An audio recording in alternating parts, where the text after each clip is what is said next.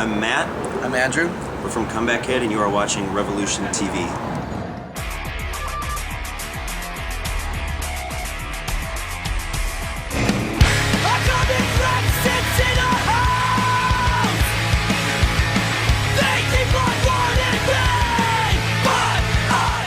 I'm Matt, and I play bass. I'm Andrew, and I sing. We are Comeback Kid. Comeback Kid. Pretty good, right? Tour's been good so far. We just played Russia yesterday.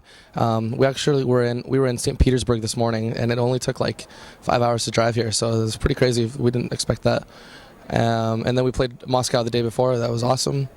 And yeah, it's been good. Yeah, we did Großrock Fest in Belgium, and we did a week in the United Kingdom, which was really cool. So we've gotten around quite a bit already, and then I think after today we go to Sweden, and then the rest of it is all mainland stuff, so it should go by pretty quickly. I think it's weird to be halfway done already. Großrock, that festival is really fun because I would say 5 or 6 of the bands that played that day we've been on tour with before, so we had a lot of friends there, and a lot of bands we look up to played, and we had a big party, and that was cool.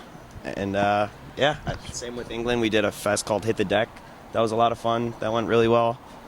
And yeah, good. A couple festivals, yeah, and then the shows have all been really, really good. And but yeah, like Großrock was probably our biggest show, one of the biggest shows we ever had as a band ever. So that was pretty special for us. Who gave me this?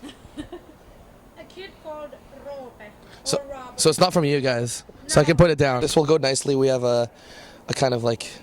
We have a whole bunch of other funny stuff that we've been hanging up in our bus. So our friends in Living with Lions have one of those in their van that they call the Snord, that they beat each other with if you fall asleep too early and start snoring.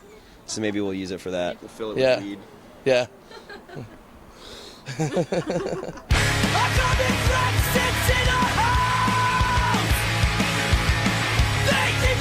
We like it a lot. Kvelertak is are like one of my favorite new bands like that I've heard. We only really heard about them when we had this tour kind of come up, and some people showed Kvelertak to us, and we kind of got into it. So we were stoked that they're on the tour, and we're getting along good. Gravemakers, good friends of ours.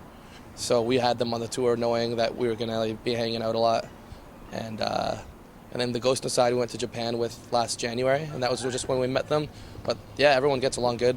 And, Social Suicide is kind of the quiet bunch so far. Yeah. But yeah, like they're cool to hang out with too. Everyone's pretty on the same, everyone's on the level. There's no like assholes or anything. So far, I would say aspects of it are probably glorified a little bit. I think like in the last 48 hours we haven't really been able to sleep, and I think people underestimate that before they've been on tour. And there's probably a couple other little things like that sort of pop up, and then you realize it kind of sucks, but then you remind yourself that it's still great and it's not really that big of a deal. And I would rather be here than driving a forklift at home, so no big deal to me. Bring on the sleeplessness. No problems. No problems.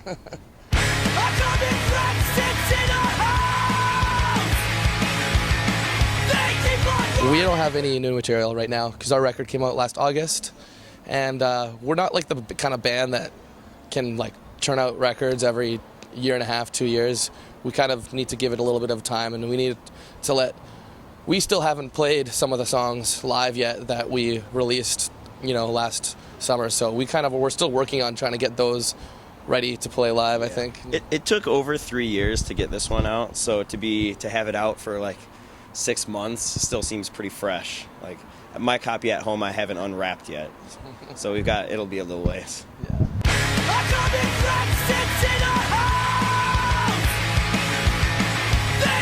I think writing just happens kind of naturally for us, it's like you can get a collection of song ideas, but then there'll be like the song ideas, but then maybe we all put it together kind of in a concentrated amount of time, and we usually but it's all kind of song ideas that are accumulated while you're on tour or just hanging out or whatever, I think.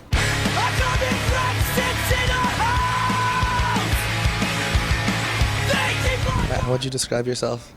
I don't know. I would probably describe myself as the kind of guy who would describe himself and then be embarrassed later when he saw the interview and think That's exactly what I would say. you can't say anything without being like self-aggrandizing, so I think I'll just avoid it. I don't know. I think Comeback Kid as a whole, because this isn't the first band for any of us, but I think the five of us, it's a pretty laid-back group of people. We don't really hold grudges or cause any kind of problems, so I'd say we, maybe almost to a fault, we let each other get away with anything because no one swings the axe ever.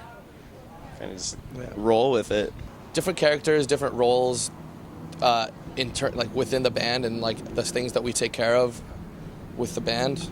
We've got a couple of vegans, real serious vegans. We've got a couple Americans, Canadians, maybe some religious beliefs scattered in there, here to there.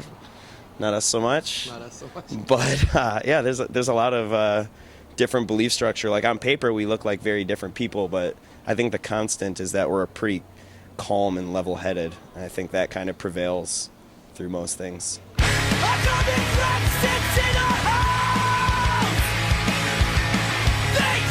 The goal of the band was to pretty much hold the mic closer to the face. That was a big goal. And the goal of the band was to like pretty much just play hardcore punk and go on tour. And for us, some of us had been playing in some bands before and going on tour before, so we kind of like had an idea what it was going to be all about. But we just really wanted to like go on tour and play with some of our favorite bands and go to cool countries, and like we feel like we've kind of like that concept has just kind of stayed with us, and we're doing that, and we've kind of been really fortunate to be able to like keep on doing this. And for us right now, I think it's about like, you know, sustaining this, and just because we really love it, and it still feels right for us. Think carefully before speaking and acting, because there's anything. I'm as close as I can get, man. You need me to do this? Yeah, just cooler heads will prevail, I guess. Like, Yeah. think twice about things, think carefully before coming to conclusions and judging new people, which I think as you get older pertains to a lot of life, but definitely took me a while to figure that out. I think I'm less likely to shout at somebody now, and I think it helps. Yeah. There's so many like variables when you're going on tour, and everyone, you know, everyone's trying to live their life, but you're living together constantly, right? So, and you're going different places, so you're really it's just kind of just learning how to like adapt and being with other people, and kind of going through this tube that we're in kind of right now. The tube of life. Yeah.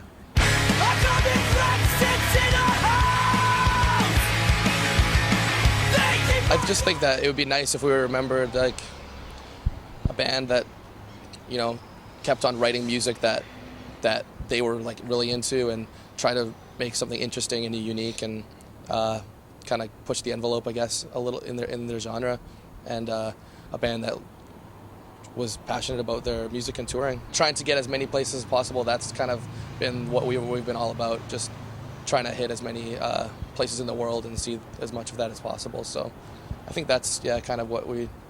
Yeah, that's pretty much it.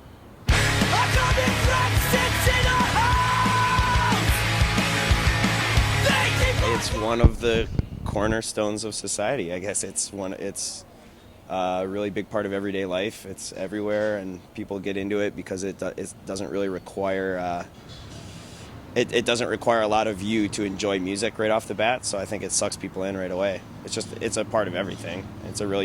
It's one of the most lasting art forms, because, you know, how many people our age today really know about art and painting and, you know, things like that. But this is outliving everything else. I mean, maybe people don't buy records anymore, but they still show up for shows. People still listen to music. It doesn't seem to be going anywhere.